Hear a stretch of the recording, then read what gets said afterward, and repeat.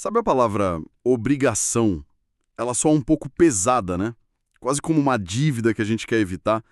Mas se a gente parar para pensar, a nossa vida é uma teia de promessas. Desde o contrato de aluguel, sei lá, até a compra de um café. A questão é, o que acontece quando essas promessas, grandes ou pequenas, viram um assunto para a lei? Hoje a gente vai mergulhar num material bem denso. São resumos de aulas sobre direito das obrigações, com base ali nos artigos 233 a 420 do nosso Código Civil. Nosso objetivo aqui é destrinchar como a lei enxerga essas promessas que a gente faz e, claro, o que acontece quando elas não são cumpridas. É uma área que parece super técnica, mas que está no centro de quase tudo. E o mais curioso é que, embora o foco seja o Brasil, as fontes deixam muito claro que isso não é uma invenção nossa. O jeito que a gente lida com deveres e promessas, sabe, tem raízes muito profundas e surpreendentemente universais. As regras no Brasil conversam diretamente com as da Itália, de Portugal, da França. Isso mostra que a gente está lidando com uma lógica global que foi moldada assim, ao longo de séculos pela moral, pela filosofia e principalmente pelas necessidades do comércio. Então vamos começar pelo começo. O que, para a lei, transforma uma promessa qualquer em uma obrigação? O material diz que é um vínculo jurídico transitório. Eu gostei desse detalhe, transitório. Ninguém fica amarrado para sempre. E esse vínculo cria uma relação com duas figuras. O credor, que pode exigir algo, e o devedor, que tem o dever de cumprir. Exato. Mas o ponto que as fontes destacam como uma verdadeira revolução no direito é a característica patrimonial da obrigação. Hoje, a responsabilidade por uma dívida não é pessoa, ela recai sobre o patrimônio. Isso parece óbvio para a gente, mas é uma evolução gigantesca. Na antiguidade, o devedor pagava com o próprio corpo. Podia ser preso, escravizado, sofrer punições físicas. Ela aí, vamos parar aqui porque isso é fundamental. A mudança que as fontes dizem que se consolidou com o Código de Napoleão, lá em 1804, basicamente disse: não queremos mais a sua pessoa, queremos os seus bens. É isso. Precisamente. E essa mudança não foi só humanitária, ela foi econômica. Foi o que permitiu a explosão do crédito e do comércio moderno. Ao focar no patrimônio, a relação se tornou mais previsível, menos arriscada. O credor não precisa mais se preocupar com a liberdade do devedor, mas sim com a saúde financeira dele, com os bens que ele tem. Isso é incrível. Então, a gente pode traçar uma linha direta entre essa decisão legal, mais de 200 anos atrás, e a forma como um banco hoje decide aprovar um financiamento. A lógica de que eles estão de olho nos meus bens e não em mim como pessoa é o que faz a roda da economia girar. E é por isso que, como o material aponta, a prisão por dívida civil foi praticamente abolida. Exatamente. A única exceção comum que as fontes citam é a pensão alimentícia. E mesmo ali, a lógica é diferente. Não é uma punição pela dívida, mas um meio de coerção para forçar o cumprimento de um dever fundamental. Tanto que, se a dívida for paga, a liberdade é restituída na hora. A Convenção de São José da Costa Rica, que é um tratado de direitos humanos que o Brasil assinou, proíbe a prisão por dívida. A regra é clara. A responsabilidade é sobre o patrimônio. E isso explica os dois elementos que o material menciona. O débito, que é a dívida em si, e a responsabilidade, que é essa garantia de que o patrimônio paga a conta. E se a pessoa morre? A lógica se mantém. Os herdeiros não herdam a dívida pessoalmente. O patrimônio deixado pelo falecido, a herança, é que responde pelas dívidas. Primeiro se pagam os credores e só depois o que sobrar é dividido entre os herdeiros. O patrimônio continua sendo o foco. Entendi. Se a garantia do pagamento são os bens da pessoa, isso me faz pensar sobre a natureza da dívida. O que exatamente pode ser essa obrigação? É sempre dinheiro? Ou pode ser uma ação, ou até mesmo a ausência de uma ação? Ótima conexão. É exatamente aí que entra a classificação que as fontes apresentam. As obrigações se dividem em 3 grandes grupos. As positivas, que são as de dar e fazer, e as negativas, que são as de não fazer. Ok, dar parece simples. Vendi meu carro. Tenho a obrigação de entregar as chaves. O material chama isso de dar coisa certa. quando o objeto é específico, aquele carro, com aquela placa. Fazer também parece intuitivo. Contrato um pintor para pintar a casa. A obrigação dele é a ação de pintar. Perfeito. E nesses casos, a identidade de quem faz a ação pode ou não ser importante. Se você contrata um pintor qualquer um pode pintar. Mas se você contrata um artista famoso para pintar um retrato, só ele pode cumprir aquela obrigação. É o que a lei chama de obrigação personalíssima. Mas as de não fazer me parecem as mais curiosas. A obrigação é literalmente não fazer nada. O material cita um caso real de uma pessoa que foi judicialmente proibida de se aproximar de outra. A obrigação dela era uma abstenção. Não ir à casa da pessoa, não ligar, não perturbar. Por um tempo. Ou, como outra fonte cita, uma igreja que é obrigada por uma decisão judicial a fazer obras de acústica para não fazer barulho excessivo e violar a lei do silêncio da vizinhança. Ou seja, a obrigação de não fazer é basicamente impor um limite na conduta de alguém para proteger o direito de outra pessoa. Seja o direito à paz de um indivíduo, o segredo comercial de uma empresa ou o sossego de uma comunidade.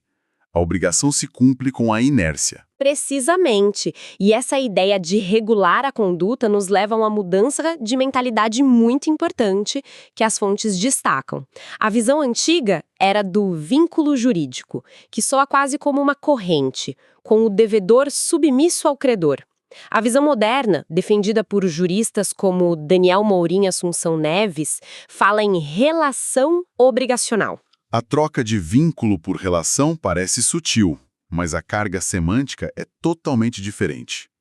Relação sugere uma via de mão dupla, uma parceria. E é exatamente essa a ideia. É o que se chama de humanização da execução. A relação não é de subordinação, mas de cooperação. Ambos, credor e devedor, têm direitos e deveres. O credor tem o direito de receber, mas tem o dever de não dificultar o pagamento, por exemplo. E o devedor tem o dever de pagar, mas tem o direito de ser cobrado de forma justa, de não ser exposto ao ridículo. Isso se conecta com um princípio que o material martela bastante. A boa-fé objetiva. Não é só sobre a intenção da pessoa, se ela queria ou não prejudicar. É sobre um padrão de comportamento esperado. Exatamente. A boa-fé objetiva é um dever de agir com honestidade, lealdade e transparência, como parceiros que querem atingir um objetivo comum, que é o cumprimento do acordo. Não adianta o devedor querer pagar e o credor se esconder para não receber e forçar a cobrança de juros. Ambas as partes precisam colaborar. Mas a gente sabe que essa colaboração nem sempre acontece. E aqui as fontes entram num território espinhoso. O abuso de direito. O credor, que em tese é a parte forte, também pode errar feio. Sim, e o artigo 87 do Código Civil é claro sobre isso. Um direito, quando exercido de forma excessiva e prejudicial, se torna um ato ilícito. As fontes trazem exemplos muito concretos, como as famigeradas listas negras de instituições financeiras. Isso me chama atenção, porque a gente sempre pensa na dívida como um problema do devedor, mas o poder que um grande credor, como um banco, tem de afetar a vida de alguém com um clique é gigantesco. A lei, então, precisa ser um freio para esse poder. Sem dúvida. O material cita um caso real de uma cliente que quitou uma dívida, mas a empresa, por falha interna ou má-fé, continuou cobrando e negativou o nome dela. Isso é um abuso de direito, claro, que gera o dever de indenizar por dano moral.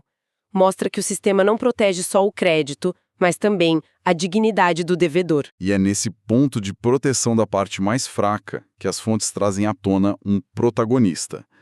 O Código de Defesa do Consumidor, o CDC. Ele é descrito no material como um microsistema dentro do direito privado. E é um elogio merecido. O CDC é considerado uma norma avançada porque ele parte de uma premissa honesta. A relação entre um consumidor comum e um grande fornecedor não é uma relação entre iguais. Há uma vulnerabilidade técnica, econômica e informacional do lado do consumidor. O CDC existe para reequilibrar essa balança. Então, enquanto a regra geral do Código Civil parte de uma ideia de igualdade entre as partes, o CDC chega e diz, espera aí, aqui a história é diferente, preciso proteger este lado para que haja justiça de verdade. Ele impõe deveres de transparência, de informação clara, de segurança. Exatamente. Ele inverte, por exemplo, o ônus da prova. Em vez de o consumidor ter que provar o defeito, é o fornecedor que tem que provar que o produto ou serviço não tem um problema. É uma ferramenta poderosa para nivelar o campo de jogo. Para organizar um pouco o mapa mental, as fontes fazem uma outra distinção que me pareceu crucial. A diferença entre o direito das obrigações e o direito das coisas. Parecem próximos, mas são fundamentalmente diferentes. É a diferença entre ter e dever. O direito das coisas, ou direitos reais, trata da relação direta de uma pessoa com um bem. O exemplo clássico é o direito de propriedade. Eu sou dona desta garrafa de água. A relação é entre mim e a garrafa. Eu posso usar, beber, jogar fora. É um poder direto sobre a coisa. Certo, a relação é pessoa-coisa. Isso. Agora, no momento em que eu decido vender essa garrafa para você, a situação muda. Nasce uma relação entre nós dois, uma relação pessoa a pessoa. Eu passo a ter a obrigação de te entregar a garrafa e você passa a ter a obrigação de me pagar o preço. Isso é o direito das obrigações. Ele não regula o poder sobre a coisa, mas sim o vínculo entre as pessoas que negociam essa coisa. Ah, entendi. O direito das coisas é sobre a posse, o estado estático. O direito das obrigações é sobre a transferência, o movimento, a dinâmica econômica. Perfeita síntese. As obrigações são a ponte que permite que as coisas mudem de mãos, que os serviços sejam prestados, que a economia circule. E falando em economia, o material termina com um ponto estrutural muito importante sobre o nosso sistema. O Código Civil de 2002 unificou as obrigações civis e comerciais. O que isso significou na prática? Significou uma simplificação e modernização enormes. Antes, o Brasil tinha um Código Civil e um Código Comercial separados. Havia regras diferentes se a mesma compra e venda fosse feita entre duas pessoas comuns, um ato civil, ou entre dois comerciantes, um ato de comércio. Era uma divisão que já não fazia mais sentido. Então, a unificação estabeleceu que as regras gerais que a gente discutiu aqui, boa-fé, responsabilidade patrimonial, tudo isso valem como uma base para todo mundo, seja para uma pessoa alugando um apartamento ou uma multinacional fechando um contrato milionário. Exatamente. O Código Civil, agora, fornece a teoria geral para todas as relações privadas. Claro, isso não apaga as especificidades. O direito empresarial continua tendo suas próprias regras e o direito do consumidor, como a gente viu, cria uma camada de proteção especial. Mas a estrutura fundamental, o esqueleto, é o mesmo para todos. Isso reflete uma visão mais integrada da vida econômica. É fascinante. A gente partiu da ideia de uma dívida, algo quase negativo, e chegamos a uma complexa rede de cooperação de direitos e deveres que rege as nossas interações, baseada na confiança e garantida pelo patrimônio. E que mostra como o direito é vivo. Ele não é um conjunto de regras estáticas gravadas em pedra. Ele evoluiu da brutalidade da punição física para a racionalidade da responsabilidade patrimonial e hoje busca um equilíbrio ainda mais sutil, mais humano, tentando harmonizar os interesses de todos os envolvidos. E essa tentativa de harmonização nos deixa com uma reflexão final que as próprias fontes provocam. O material nos mostrou 3 mundos com lógicas distintas convivendo sob o mesmo teto das obrigações. O Código Civil busca uma igualdade formal. O Código de Defesa do Consumidor parte da desigualdade para proteger o vulnerável. E o direito empresarial é movido pelo lucro e pela eficiência. Com as regras gerais unificadas, fica a pergunta: é realmente possível que um único conjunto de princípios consiga dar conta desses 3 universos? Ou, na prática, a gente está sempre escolhendo qual lógica vai prevalecer em cada conflito, numa sociedade que cria relações cada vez mais complexas?